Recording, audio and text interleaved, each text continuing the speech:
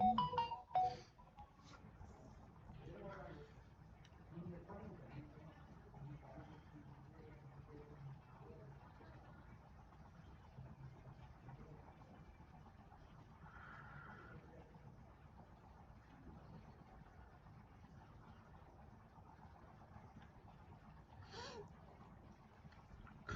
very good afternoon to everyone. So I'm Rohit Galat and I will be taking the week 11's material characterization tutorial course.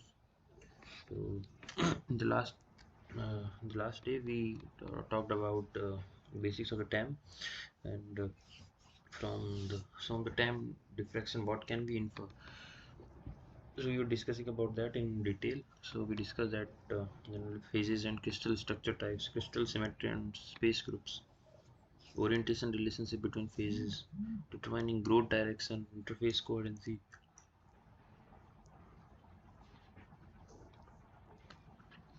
defect identification example, twins, dislocations, ordering behavior of crystal structure and the site occupancy preferences. These are the things that can be determined from the TM diffraction. So like now the question comes, why the electrons only? So anyone would like to answer that?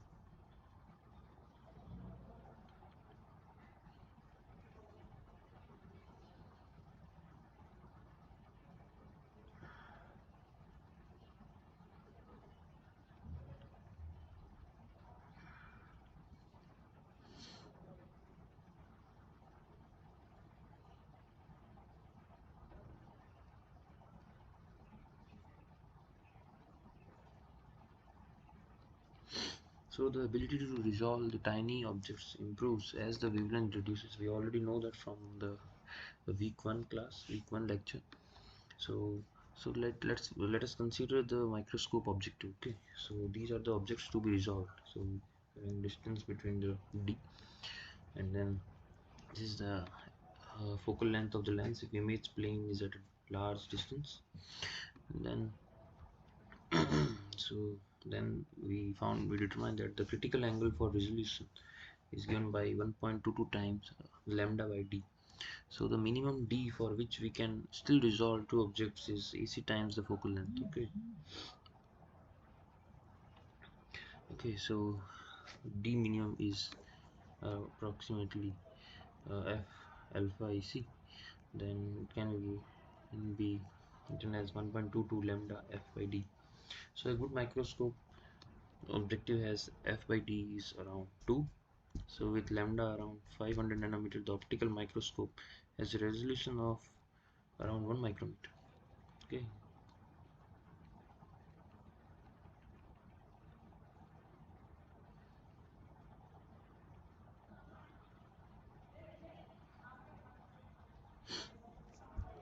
so let's continuing on that. So the resolution of the electron microscope. So firstly we know that the it behaves as light as well as matter. So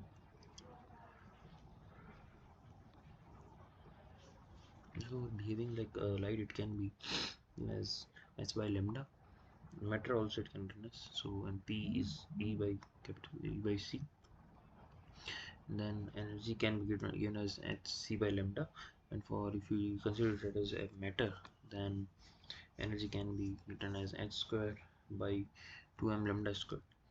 So the for the wave behaviors, images and diffraction patterns, wavelength can be turned by energies. And for the charged particle behavior, strong electron specimen interaction, then the chemical analysis is possible. Okay. So like typically electron beam current in TEM is around 0.1 to 1 microampere, which corresponds to 10 to the power 12 electrons passing through the specimen plane. So with around 100 kilo electron volt energy, these electrons travel at about 0.5 C, approximately 1.6 times 10 to the power 8. So they are separated by 0.16 centimeter. This means that there is never more than one electron in the specimen at any one time. And further, the electron diffraction and interference occur, both of which are wave phenomena and imply interaction between the different electron beams.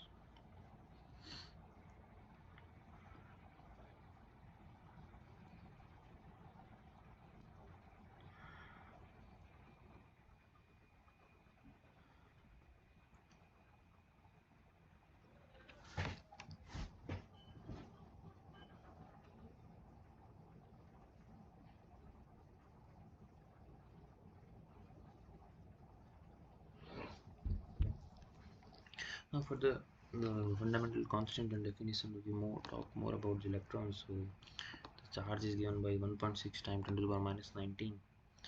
1 electron volt is around 1.602 times 10 to the power minus 19 joule. So the rest mass is around 9.1 and 10 to the minus 31. Then the rest energy can be calculated and followed by the kinetic energy. The Planck's constant we know, then 1 ampere. So the speed of light in vacuum is around this.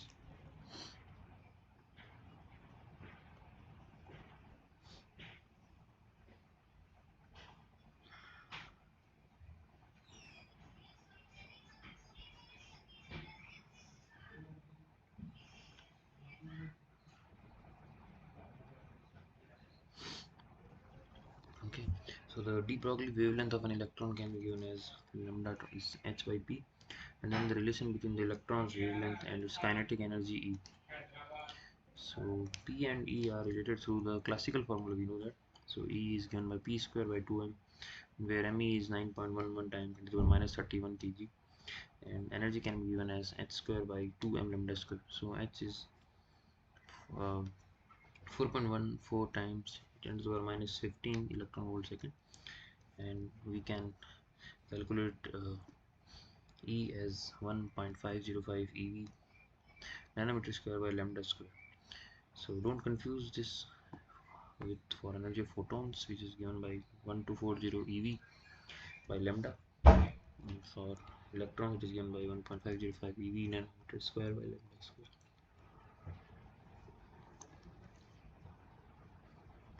So let's solve an example. So we wish to observe a virus with a diameter of 20 nanometer, which is much too small to observe with an optical microscope. So calculate the voltage required to produce an electron de Broglie wavelength suitable for studying this virus with a resolution of d minimum around 2 nanometer. The f number for an electron microscope is quite large, so f by d is around 100. So try to solve this and we will discuss about it.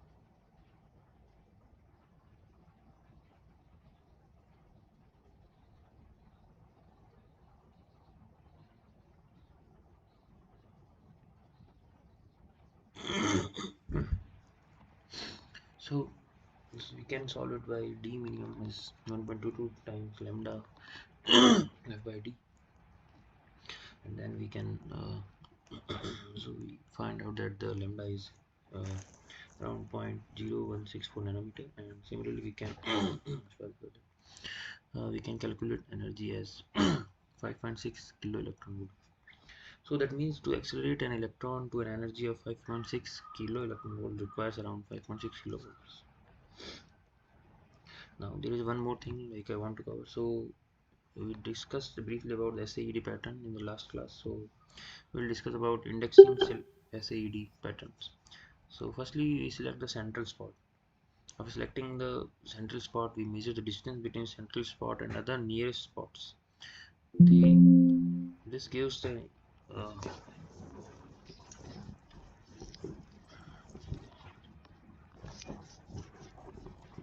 So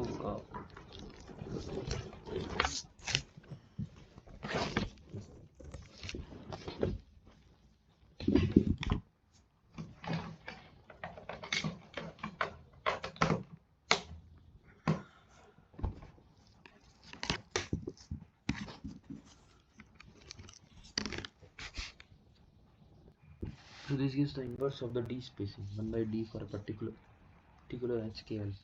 Now take the ratio of the distance measured. Compare the measured ratio with the expected from the table 1 given below. Now start giving the indexes for matching ratios as given in the table.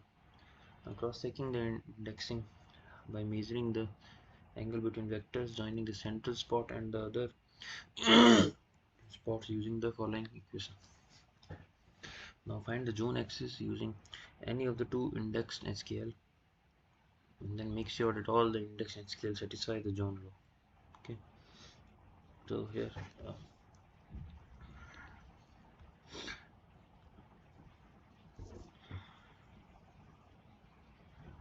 I summarized for in table for all the details for you.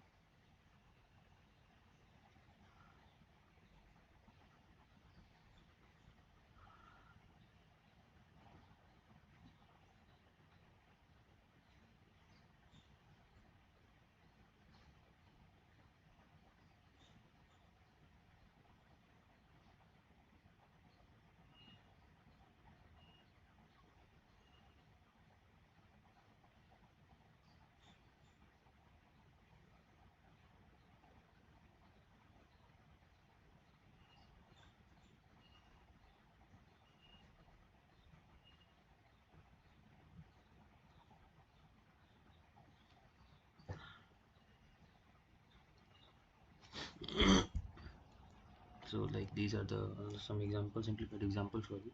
So pattern 1, pattern 2, pattern 3 and pattern 4, and then these other, so you can all try these, and you can, if you